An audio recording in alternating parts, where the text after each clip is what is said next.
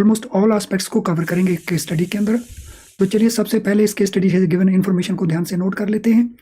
ए B C submitted following information, तो सारी information को आप भी साथ साथ नोट कर लीजिए। A B C provided following information, projected sales है उनकी 4570 की, projected sales 4570, cost of sales, sales का 65%,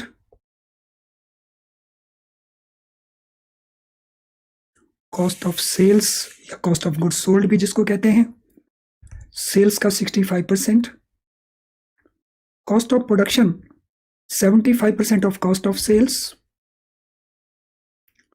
कॉस्ट ऑफ सेल के बाद कॉस्ट ऑफ प्रोडक्शन दिया हुआ है, सो कॉस्ट ऑफ प्रोडक्शन 75% है कॉस्ट ऑफ सेल्स का।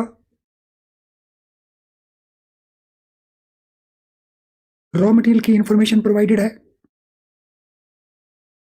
सो ओपनिंग रॉ मटेरियल उनके पास जो पड़ा था साल के बिगिनिंग में 140, opening raw material 140,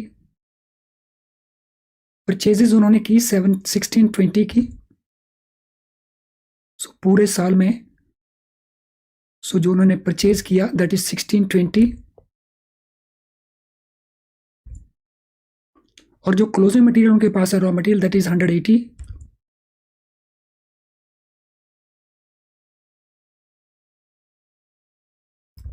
closing raw material 180, raw material holding period 1.15 months, raw material holding period 1.15 months,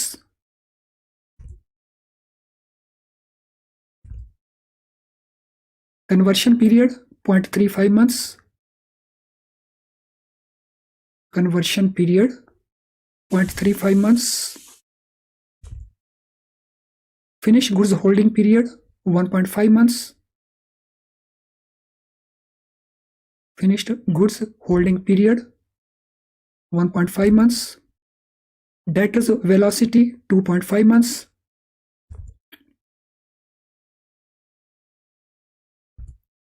debtors velocity 2.5 months, creditors velocity 2 months,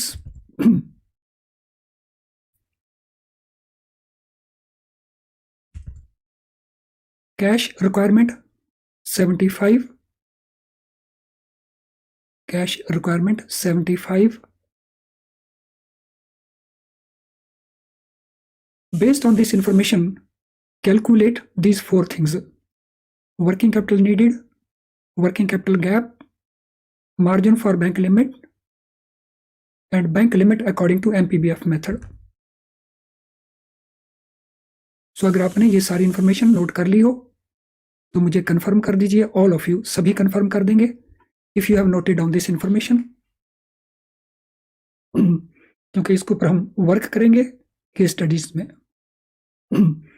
तो जैसे आप कंफर्म करेंगे तो हम सॉल्यूशन को शुरू करेंगे।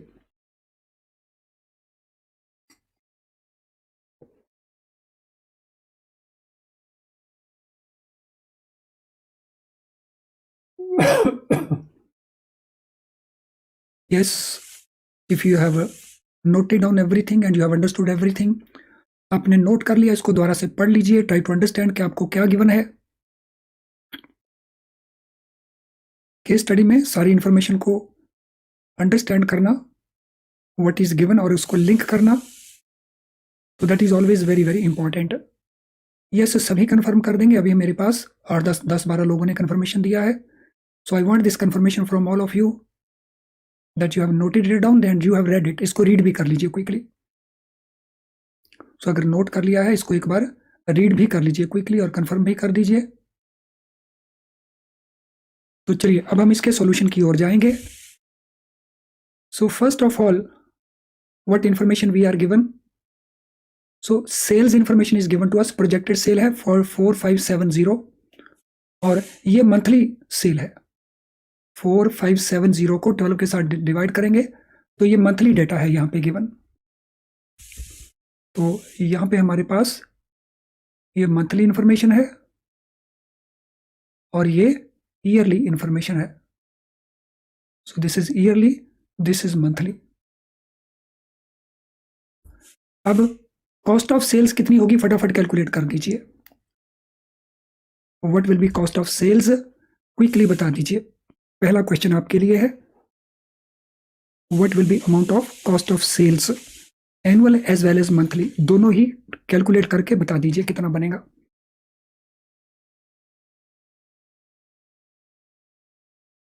सो कॉस्ट ऑफ सेल्स एनुअल कितनी होगी, मंथली कितनी होगी, क्विकली कैलकुलेट करिए और चैट बॉक्स में टाइप कर दीजिए. Annual as well as monthly दोनों ही आपने बतानी है. एनुअल कितनी होगी, मंथली कितनी होगी. Not very difficult, quite easy. Information is already provided to you. Good, Anuprita. Rekha, Virendra, Shazia. Yes, quickly दोनों ही बता दीजिए साथ साथ में. तो वी कैन कंपेयर, तो हम कंपेयर कर सकते हैं. देन कॉस्ट ऑफ प्रोडक्शन बता दीजिए annual as well as monthly. Cost of production annual as well as monthly बता दीजिए जरा. कर दीजिए कैलकुलेट. कॉस्ट ऑफ प्रोडक्शन,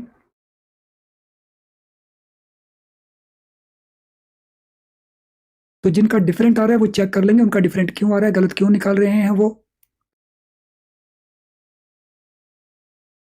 तो कुछ स्टूडेंट ने गलत लिखा हुआ है, या तो लिखने में गलती है या निकालने में गलती है, वो चेक कर लेंगे उनका क्यों डिफरेंट आ रहा है. कॉस्ट ऑफ प्रोडक्शन बता दीजिए quickly.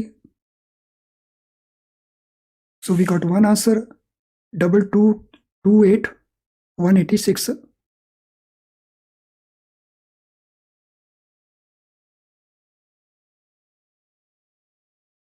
Yes, cost of production 2228 and 186. And yes, that is correct. Cost of production 2228 186. इसमें कई स्टूडेंट ने इसको ध्यान से नहीं पढ़ा होगा, इसीलिए उनकी कॉस्ट ऑफ सेल्स वो अलग निकाल रहे हैं. तो कॉस्ट ऑफ सेल्स हमने कैलकुलेट करना है. यहां देखिए किसका कैलकुलेट करना है, कॉस्ट ऑफ सेल्स का कैलकुलेट करना है. तो कईयों ने सेल का कर लिया होगा, इसीलिए उनका डेटा अलग आ रहा है. देखिए कहाँ मिस्टेक कर रहे हैं, क्योंकि कई स्टूडेंट्स हैं इंफॉर्मेशन केयरफुली ना पढ़ना, ये अपने आप में एक बहुत बड़ा डीमेरिट है जो हमारे काफी क्वेश्चंस को गलत करवाता है. चेक कर लीजिए क्यों मिस्टेक कर रहे हैं आप. देन रॉ मटेरियल कंजम्पशन बता दीजिए कितनी है. Raw material consumption, next raw material consumption बता देंगे.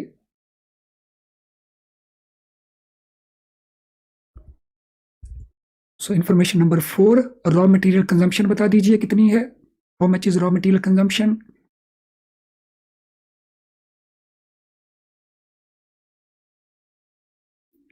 कहीं ये तो नहीं कि इनएडुकेटेड डेटा है रॉ मटेरियल कंजम्पशन कैलकुलेशन के लिए. So what is amount of raw material consumption. 1580. दो आंसर्स हैं 1580 के. यस, मैं वेट कर रहा हूं बाकी स्टूडेंट से. What is the answer. 1580. Good. तो यहां से हम कैलकुलेट कर लेंगे इसको. तो हाउ डू वी कैलकुलेट, यहां से कैलकुलेट कर लेंगे. मैं बता देता हूं कहां से कैलकुलेट हम करेंगे. ये जो है 140 प्लस 1680 20 ओपनिंग स्टॉक को परचेज में ऐड कर देंगे और क्लोजिंग कॉस्ट में से माइनस कर देंगे. तो 140 प्लस 1620 माइनस 180, तो ये बन जाएगी 1580 and 132. 1580 and 132. I think raw material consumption तक हम सभी ने ठीक से अंडरस्टैंड कर लिया. क्विकली मुझे कंफर्म कर दीजिए so that I move further. Smiling icon post करके सारे कंफर्म कर देंगे. Up to raw material consumption we have been able to understand everything properly. कर दीजिए confirm. Up to raw material consumption we understand everything. Smiling icon post करके confirm कर दीजिए.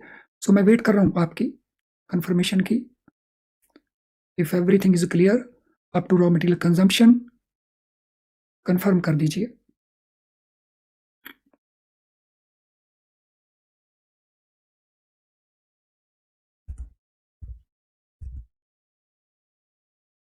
Good. तो चलिए अब आगे बात करते हैं। तो परचेजेस का डेटा दिया हुआ हमारे पास, सीधा दिया हुआ परचेजेस का data. Purchases means raw material का परचेजेस। सो ये डेटा हमारे पास डायरेक्टली अवेलेबल है, यहां से हमने पिकअप कर लिया। तो ये हमने बेसिक इंफॉर्मेशन कैलकुलेट कर ली। अब हम वर्किंग कैपिटल का कैलकुलेशन करेंगे। तो वर्किंग कैपिटल कैलकुलेशन के लिए all this information was required by us. तो अब हम इस इंफॉर्मेशन को यूज करेंगे with this information.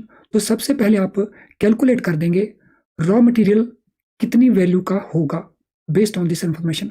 Raw material value working capital में कितनी होगी, चलिए मैं कैलकुलेट करके दिखा देता हूं। वर्किंग कैपिटल कैलकुलेशन में रॉ मटेरियल की वैल्यू हम कैसे कैलकुलेट करेंगे। तो हमारे पास यहां पे मंथली रॉ मटेरियल का वैल्यू दिया हुआ है, it is given here.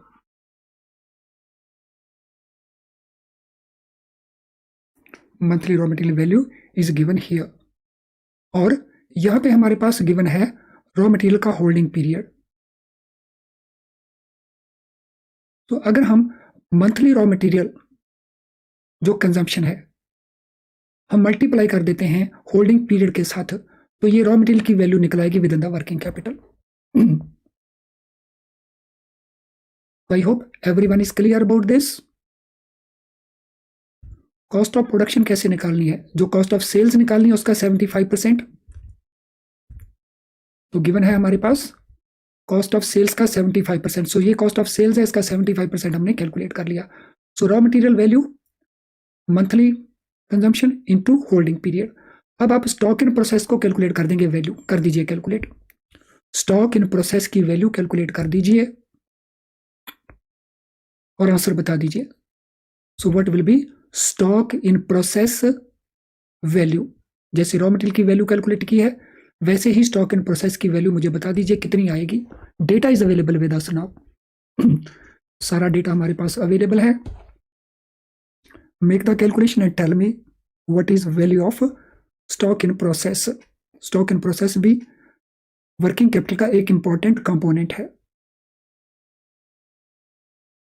Yes बता दीजिए, waiting for that. So we got one answer 46। 46 another answer. 65 एक और आंसर है।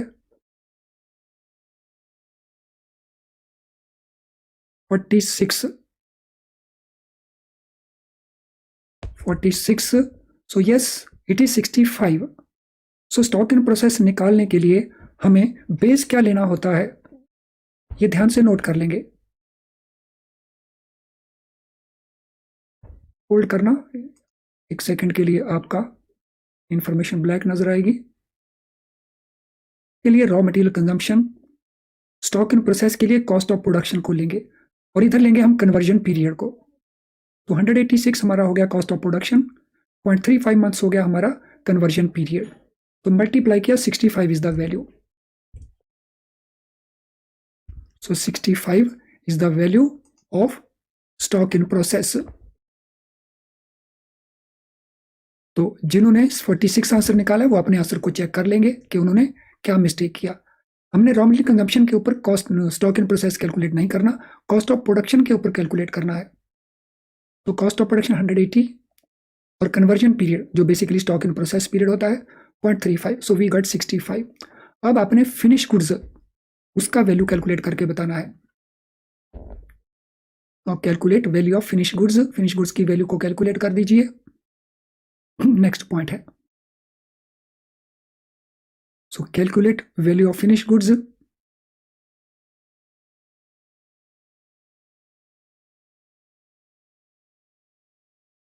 फिनिश गुड्स की वैल्यू वर्किंग कैपिटल में कितनी रहेगी वो कैलकुलेट कर दीजिए।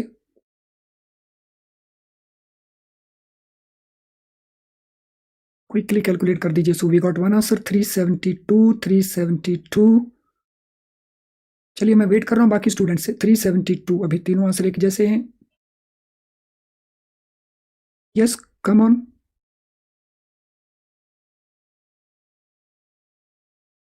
No examination is now only 10 days away.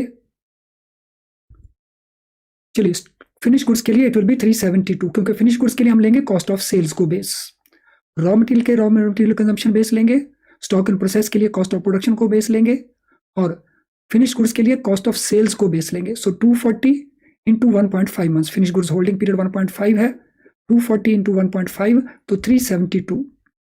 तो जिन्होंने 372 नहीं निकाला वो चेक कर लेंगे उन्होंने क्या मिस्टेक किया। हो सकता है उन्होंने वही बेस ले लिया हो, 132 या 186 को बेस ले लिया हो, लेकिन बेस लेना कॉस्ट ऑफ सेल्स को for the purpose of finish goods. तो अब आप रिसीवेबल की वैल्यू कैलकुलेट कर दीजिए, यानी डेटर्स की वैल्यू कैलकुलेट कर दीजिए। So next is calculate debtors value और रिसीवेबल वैल्यू कर दीजिए कैलकुलेट। रेशियो एनालिसिस में हम ये सारी कैलकुलेशन कर चुके हैं। सो डेटर्स और receivables, this is one very important component of working capital. Calculate कर दीजिए व्हाट इज द वैल्यू। आज का दिन ये केस स्टडी यूट्यूब के ऊपर अवेलेबल रहेगी, लेकिन कल ये अवेलेबल नहीं रहेगी, इसलिए अगर आपने इसको दोबारा से देखना है तो आज इसको देख लेना। So tomorrow it will not be there, but today it will be there. So कर दीजिए कैलकुलेट वैल्यू ऑफ डेटर्स और receivables. So we got one answer 953। Yes it is 953। So receivable के लिए या डेटर्स के लिए हम सेल्स को बेस लेंगे। सेल्स 381 है एक महीने की, और 2.5 मंथ्स डेटर वेलोसिटी है हमारी, यानी डेटर कलेक्शन पीरियड 2.5 मंथ्स का है। सो 381 इंटू 2.5, 953 का रिसीवेबल वैल्यू हमारा निकला आया। तो ये आपके पास वर्किंग कैपिटल के कंपोनेंट रहे। आगे इसमें एक कंपोनेंट वर्किंग कैपिटल का और बचा है, कौन सा होगा वो बताइए। ये सारे 6, 7, 8, 9 ये वर्किंग कैपिटल के कंपोनेंट हैं। There is one more component of working capital जो अभी लेना है, वो कौन सा है बताएंगे जरा। तो last component of working capital हमारी गिवन एग्जांपल में कौन सा है। So last component is cash. So cash is given, cash requirement या कैश बैलेंस 75, और अब इन सभी को टोटल कर दीजिए। So that will be answer to your first question. इन सभी को टोटल कर दीजिए because these are 5 components of working capital. इनको टोटल कर दीजिए and you will get working capital required. Answer to your first question. So बता दीजिए what is answer to your first question.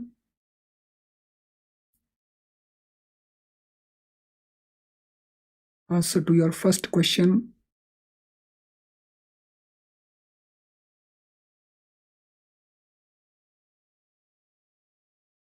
What is amount of working capital required? 1617. Yes, working capital required is 1617 इन सभी का total 1617, and that is answer to our first question. Working capital कितना needed है तो 1617। एमपीवीएफ method के मुताबिक ये सारी calculations हमने की हैं। देन कैलकुलेट कर देंगे वर्किंग कैपिटल गैप को। तो वर्किंग कैपिटल गैप को कैलकुलेट करने के लिए what we have to do, we need current liabilities, और करंट लायबिलिटीज में हमारे पास यहाँ पे केवल क्रेडिटर्स हैं, तो क्रेडिटर्स की वैल्यू निकाल लेते हैं पहले। सो क्रेडिटर्स की वैल्यू कैसे निकालेंगे, परचेजेस, मंथली परचेजेस ली और क्रेडिटर वेलोसिटी के साथ मल्टीप्लाई कर दिया। सो मंथली परचेजेस 135 हैं, और 2 हमारे पास 2 मंथ्स का पीरियड है क्रेडिटर्स पेमेंट पीरियड, तो 270 हमारे पास आ गया current liabilities in the form of creditors. तो अब हमने सेकंड क्वेश्चन का आंसर निकालना, वर्किंग कैपिटल गैप निकाल देंगे हम। सो इसको इसमें से माइनस कर दीजिए, 11 minus 12, you will get working capital gap. Answer to question number 2। बता दीजिए what will be value of working capital gap. Working capital gap का value how much it will be, बता दीजिए। 1347। So it is 1347 working capital gap. Item 11 minus item 12, 1617 में से 270 minus किए, so we are left with 1347। Next question है margin कितना होगा, जिसको हम नेट वर्किंग कैपिटल कहते हैं। Question number 3, how much will be net working capital और मार्जिन। नेट वर्किंग कैपिटल और मार्जिन। सो नेट वर्किंग कैपिटल होगा वर्किंग कैपिटल का 25%। कैलकुलेट कर दीजिए कितना बनेगा। वर्किंग कैपिटल का 25% according to MPBF method, it is net working capital. So net working capital will be 404, 25% of current assets यानी working capital. So working capital is also called current assets. So 1670 का 25% 404. तो ये हमारा तीसरे question का answer निकल गया. और इन दोनों का गैप 13 और 14 का वो हमारी बैंक लिमिट बन जाएगी. सो बैंक लिमिट बता दीजिए कितना अमाउंट बनेगा. What will be amount of bank limit? Amount of bank limit. So amount of bank limit will be 943. So 1347 minus 404, 1943. So that is amount of bank limit. Consumption calculate करना और इसके अलावा individual items calculate करना. कुल मिला के हमारे पास यहाँ पे 10-12 क्वेश्चंस हो जाते इस केस स्टडीज के. Almost 11 questions we can easily frame. तो ये हमारी बैंक लिमिट आ गई. I hope you are now able to calculate working capital limit. तो जिनका लाइक और अगले 2-3 दिन कोशिश करें अपना ज्यादा से ज्यादा टाइम केस स्टडीज के ऊपर लगाइए. अगर आपके कॉन्सेप्ट्स आपको क्लियर करने हैं जो भी आपने तैयार किया है तो उससे आपकी जो कॉन्सेप्ट्स की क्लैरिटी है वो आएगी. केस स्टडी कहीं से भी अरेंज करिए, कहीं से नहीं होते तो हमारी